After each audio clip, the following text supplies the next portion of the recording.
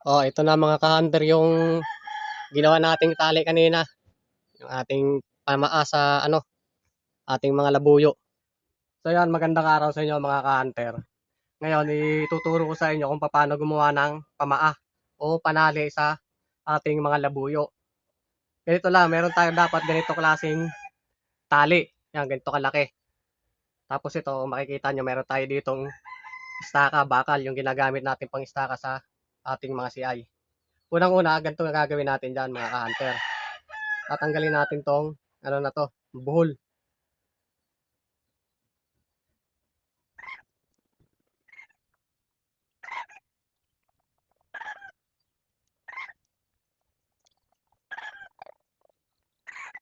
So ayan mga ganyan ka-hunter, ganyan.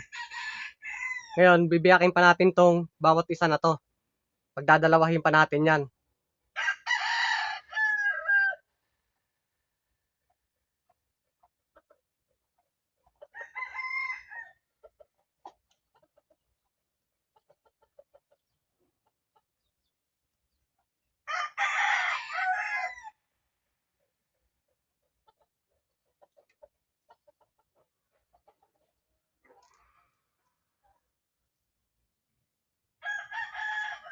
Pilipitin natin ng ganyan mga ka-hunter para hindi siya bumuka yung kanyang mga tansi.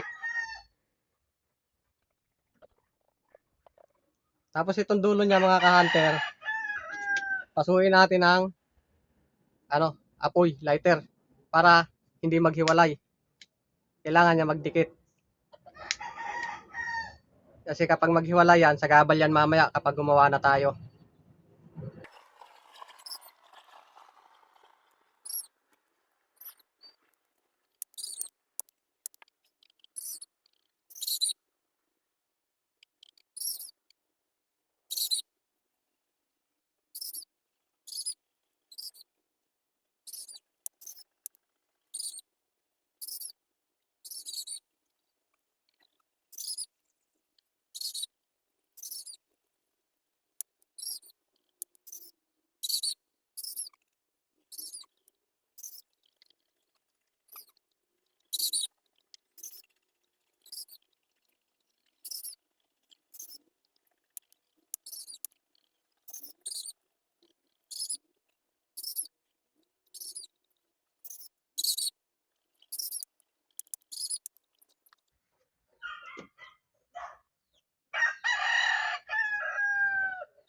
Tapos ito mga ka-hunter, nagdagdag tayo ng isa. Pinabaan natin kasi kailangan natin to, itong mahaba na to. Para ito yung pagkakabitan natin ng mga tansi, mga ka-hunter.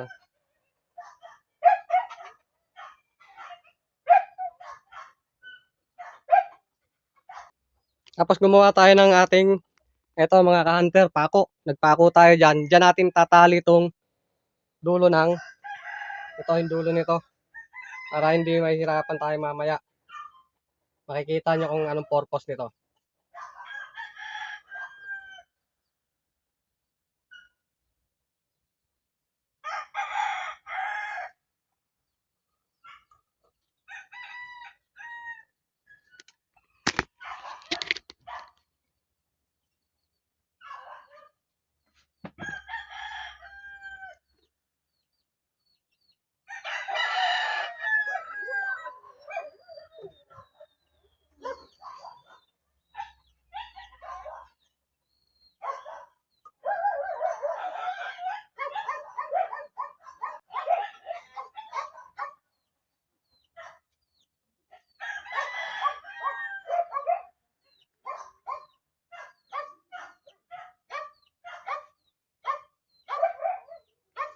Yan mga kanter, umpisahan na natin mga kanter. Ito, ikot natin to dito para magiging pinakalak din niya. Tapos, ayan mga kanter, ganyan. Ito mga kanter, ito gagawin natin dyan. Panoorin nyo mabuti. Lulusot natin to, ito, ayan, pag ganito. Yan dyan oh. Yan. Sunod-sunod yan mga ka-hunter.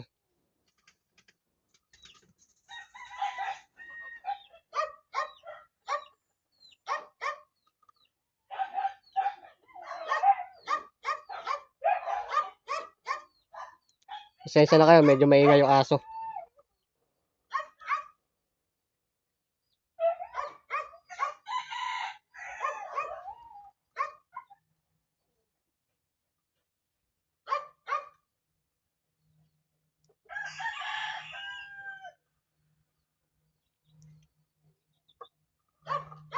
So ayan, ganyan mga ka-hunter. Ulit-ulitin lang natin to mga ka-hunter. Ayan, itong una natin na ikabit, ulit-ulitin lang natin yan. Ganyan.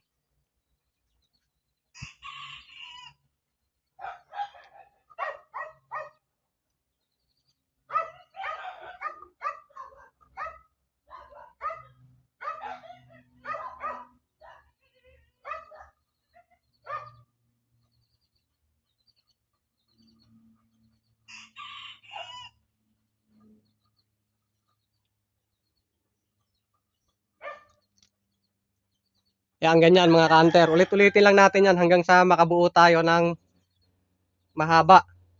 Hanggang sa humaba to mga ka-hunter. So yan mga ka-hunter, pag ganito na kahaba yan, ganyan na kahaba, pwede na natin alisin yan. Pero dadagdagan pa natin ng bahagya yan.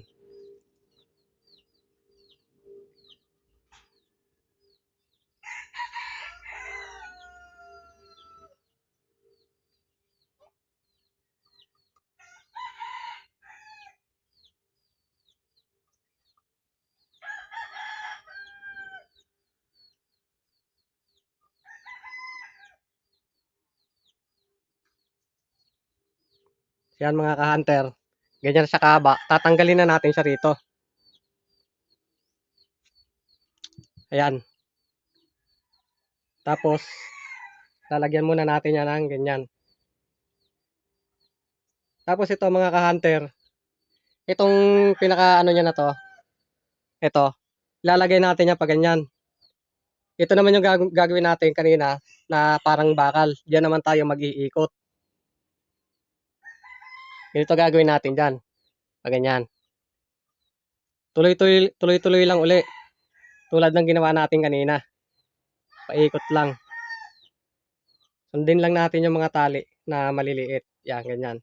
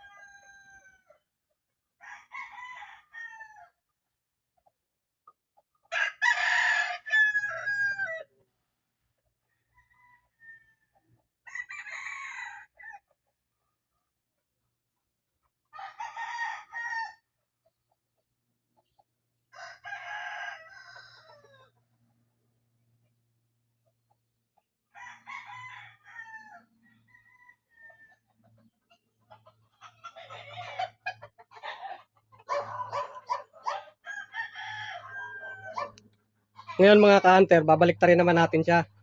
Gaganyan natin siya ngayon. Ganyan. Tapos, ito, iikot natin uli dito. Ayan. Para magkaroon ng ano dito, gitli. Para meron tayong hawakan kapag mag-ano tayo. Ibubuka natin yung tali ng manok ng ating mga alagang labuyo. Pabalik lang. Ganun lang uli tulad ng dati. Kung paano natin ginawa yung umpisa.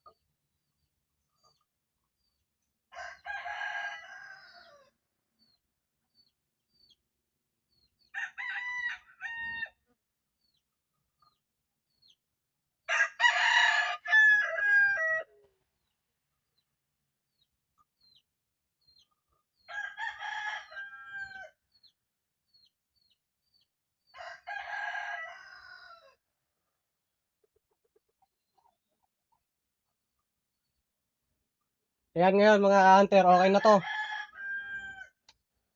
Putulin na natin siya. Yan, ganyan na yan pag nabuo mga ka-hunter. Ganyan siya.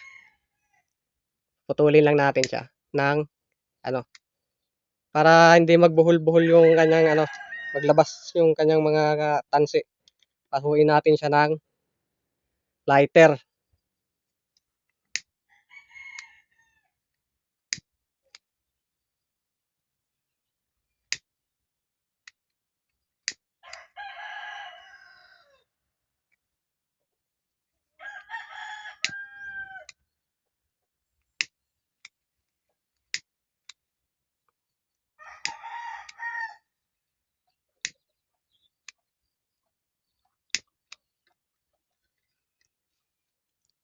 So yan mga ka-hunter, para dumikit to, pasuin natin ng lighter.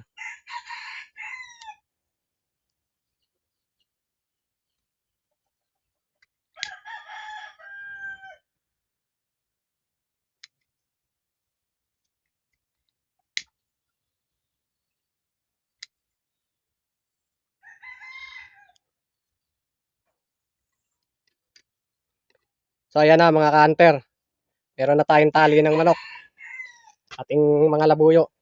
Ngayon ito, pupukpukin na lang natin to ng martilyo para lumapad.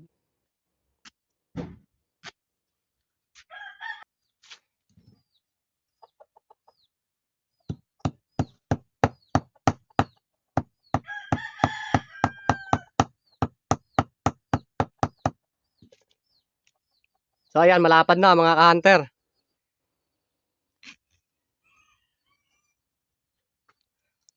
O ayan, meron na tayong pamaa, tali sa manok sa ating mga labuyo. Sakto lang to sa mga paa ng labuyo. Kahit mga binatilyo mga ka-hunter, hindi yan hindi matatanggal kasi saktong-sakto lang sa paa ng labuyo. Ngayon, itong dulo na to, lalagyan na lang natin to ng swivel. Ganitong swivel naman mga ka-hunter yung ginagamit ko. Size 24 yata to o 34. Yan, ikakabit natin siya dito para may hindi magbuhol yung ating tali ng labuyo.